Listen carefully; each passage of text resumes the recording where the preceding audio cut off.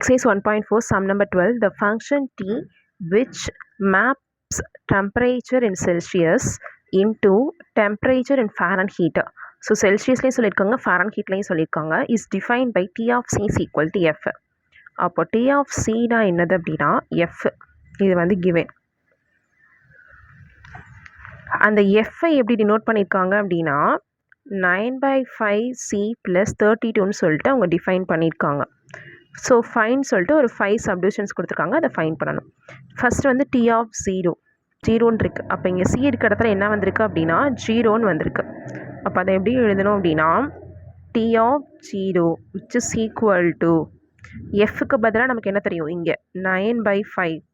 இங்கே சி ஏற்கனவே நம்ம 0ன்னு சொல்லிட்டோம். அப்போ இங்கே சி போடும்போது என்ன போட்டணும் 0 + 32 which is equal to the whole term will become 0 ஆயிரும். அப்போ டி ஆஃப் 0வோட ஆன்சர் இஸ் 32. என்ன எழுதணும் அப்படின்னா எஃப்னா ஃபாரன்ஹீட்னு அர்த்தம். அப்போ டிகிரி ஃபாரன்ஹீட் அப்படின்னு சொல்லிட்டு எழுதியிருக்கோம். Subdivision number 2 T of 28. T of 28 நமக்கு தெரிஞ்ச ஒரே ஒரு கண்டிஷன் வந்து T of C which is equal to எஃப்னா நமக்கு என்ன தெரியும் அப்படின்னா 9/5 சிக்கு பதிலாக 28 + 32. ஓகேவா? அடுத்த ஸ்டெப்பில் மேலே இருக்க ரெண்டை என்ன பண்ணோம் அப்படின்னா மல்டிபிள் பண்ணணும். மல்டிபிள் பண்ணோம் அப்படின்னா 28 × 9 9 8s 72க்கு 2 பேலன்ஸ் 7 2 9s 18 18 + 7 வந்து 25. So 252 divided by 5 + 32.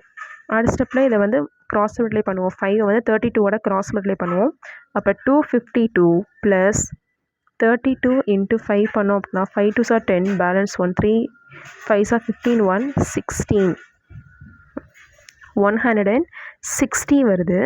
அப்போது 160 டிவைடட் பை 5. நெக்ஸ்ட் ஸ்டெப்பில் ரெண்டை என்ன பண்ணணும் அப்படின்னா ஆட் பண்ணணும்.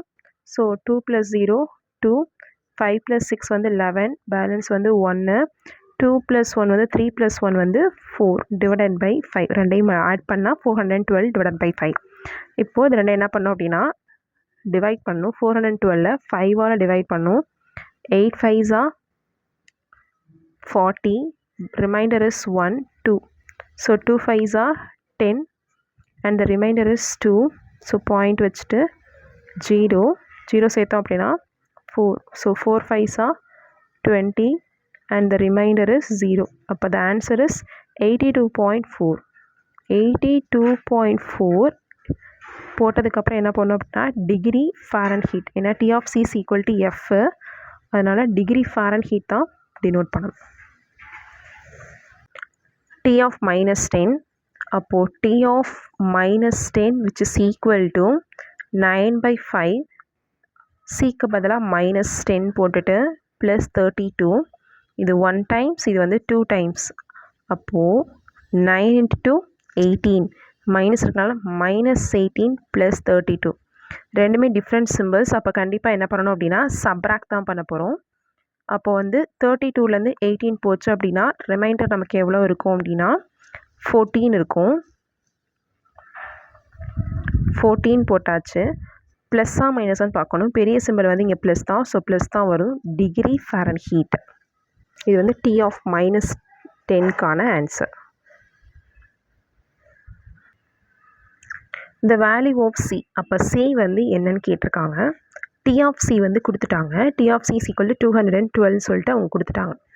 நமக்கு என்ன தெரியும் அப்படின்னா T of C which is equal to எஃப்னு தெரியும்.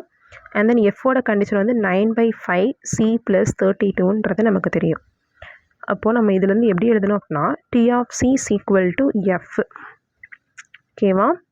அவங்க ஏற்கனவே கொடுத்துட்டாங்க. டி ஆஃப் சி வந்து எவ்வளோனா 212ன்னு கொடுத்துறாங்க. அப்போ 212 விச் இஸ் ஈக்குவல் டு எஃப்னா நமக்கு என்ன தெரியும்னா இந்த கண்டிஷன் 9/5 சி + 32. ஸோ ரெண்டுக்கு பதிலாக நம்ம வந்து கொடுத்துருக்க நமக்கு ஏற்கனவே தெரிஞ்ச ஆன்சரை வச்சு சப்ஸ்டிட்யூட் பண்ணியாச்சு. நெக்ஸ்ட்டு வந்து +32 இந்த பக்கம் வந்துச்சுன்னா -32 ஆகும். அப்போ 212 - 32 which is equal to 9/5 C. இது ரெண்டையும் சப்ராக்ட் பண்ணோம் அப்படின்னா நமக்கு வர ஆன்சர் வந்து 180. which is equal to 9/5 C. சியை கிராஸ் மல்டிப்ளை பண்ணுவோம். அப்போது 180 இன்ட்டு 5 இதோட மல்டிபிள் பண்ணால் 0, 8 5s are 40, balance 4, 1 5s are 5 plus 4 வந்து 900. அப்போது 900 which is equal to 9Cன்னு வரும். ஓகேவா? ஸோ நெக்ஸ்ட் ஸ்டெப்பில் 9 வந்து மல்டிப்ளிகேஷனில் இருக்குது. அப்போ இந்த பக்கம் வரும்போது நம்ம டிவிஷனாக மாறும். இப்போ 900 divided by 9 which is equal to C.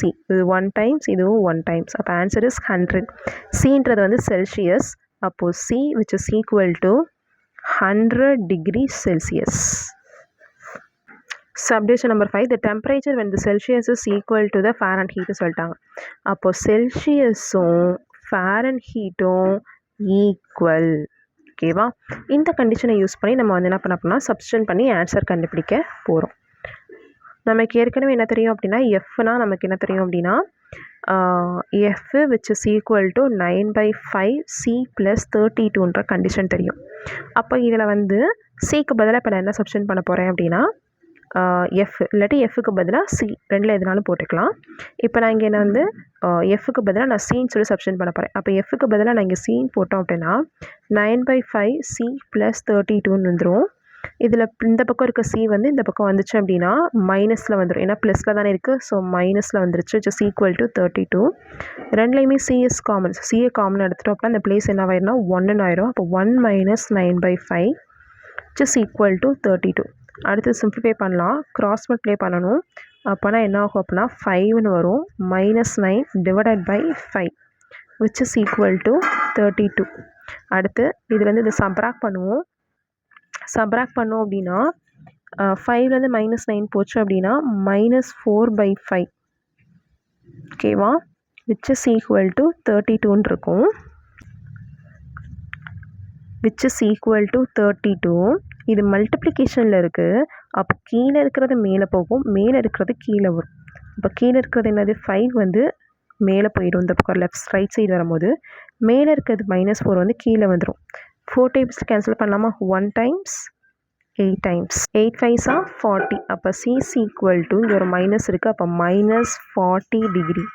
இது செல்சியஸா ஃபாரன்ஹீட்டான்னு போட வேணாம். ஏன்னா சினாலும் எஃப்னாலும் ஈக்குவல்னு சொல்லிட்டாங்க.